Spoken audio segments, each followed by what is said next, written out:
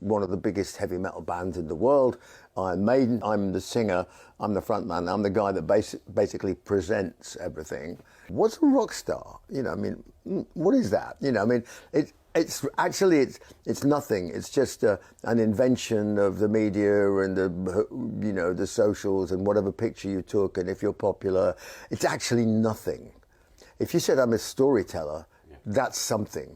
I don't go around with bodyguards. I don't drive around in limousines. I take the metro, or I walk, or I don't own a car, so I have a bicycle, and I take the metro. You know, I mean, in London and in here. You know, I mean, all the time. I'm 65 years old, which is incredible, really. I never thought I would get here. I like to play.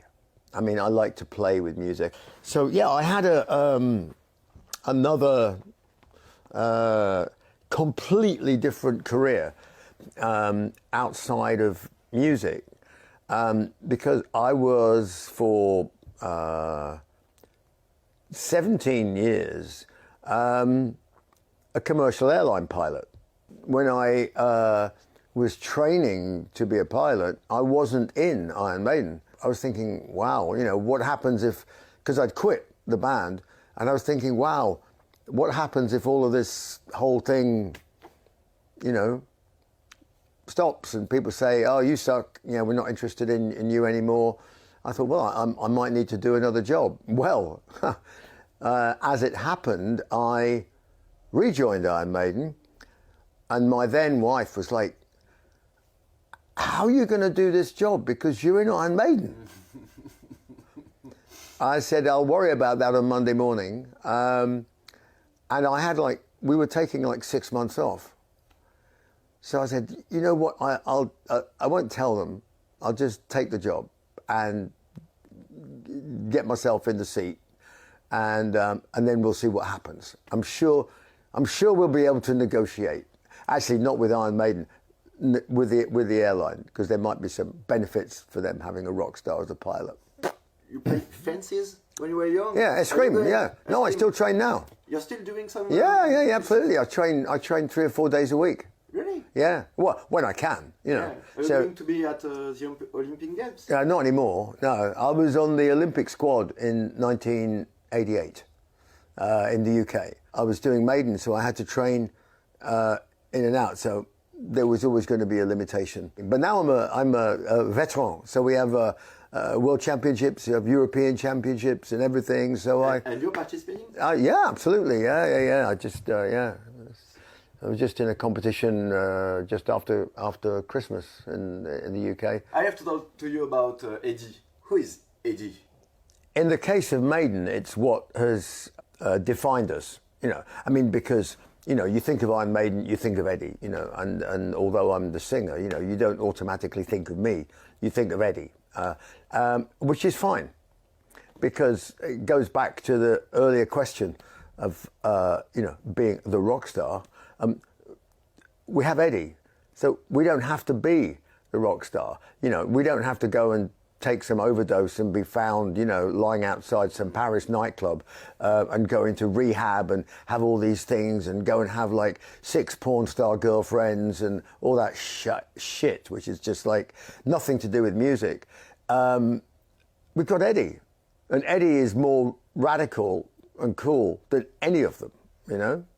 A few years ago, I was diagnosed with throat cancer. I had tongue cancer. I had a big lump, like a golf ball.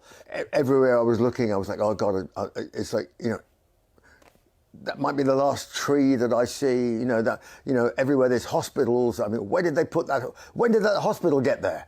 You know, it's always been there. It's just, I'd never noticed it before I had cancer. Oh, there's another graveyard. There's another church. Oh, you know, I had nothing to do. I was just going to be watching daytime TV, you know, which has daytime TV, of course, in England has all the publicité, all the adverts are all for dead people. So it's it's daytime. Who's watching daytime TV? People in the iPad, you know. So, it's life insurance. Yeah. No. When you have your funeral, you know, this is super cheap. I'm like, oh Jesus, you know, And then after 3 months after the treatment, they took a big picture of the inside of me and went, it's gone. I went, wow, okay. So now I can start chapter 2. One question about Sarajevo in 1994. Oh, yeah. Why? Well, why? Probably it was the most life-changing concert I've ever done. And I've done some pretty big shows. But that one was truly special. I got a phone call and this guy from the military in Sarajevo, who also had a rock show on the local radio station, said, we asked Motorhead and they said, no, it was too dangerous. I went, fuck it, I'm going to come. So we were supposed to get flown in by helicopter. That never arrived. We were supposed to have UN protection. They refused. So we drove in anyway. We drove in a soft-top truck through a battlefield, over the top of the only road in, over the top of a 3,000-meter mountain in winter, sleeping in the back of a truck with sleeping bags. And we did a gig for 1,200 people, 500, I can't remember how many, but about 1,000 people. Local people, they weren't like, who all risked their lives to actually get to the gig. And the documentary that got made was done like 20 years later. And I was sitting in my local pub at home in London having a beer, and somebody came up to me with a laptop and said, oh, you're Bruce. I went, oh no, I'm having a beer. Yeah, okay, what is it? You know, because I'm thinking, oh, here's my 50 Iron Maiden albums to sign. I'm like, oh, you know.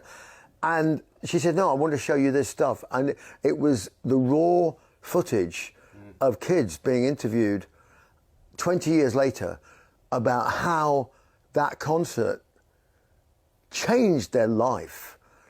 And I was in tears. I was just like, what is this? This is amazing, but what is this? She goes, oh, it's a documentary that somebody is making, and we wondered if you would be interested in supporting it. I was like, well, yeah, of course, you know. And the great thing about that documentary is it's not my documentary. Yeah. It belongs to the people of Sarajevo.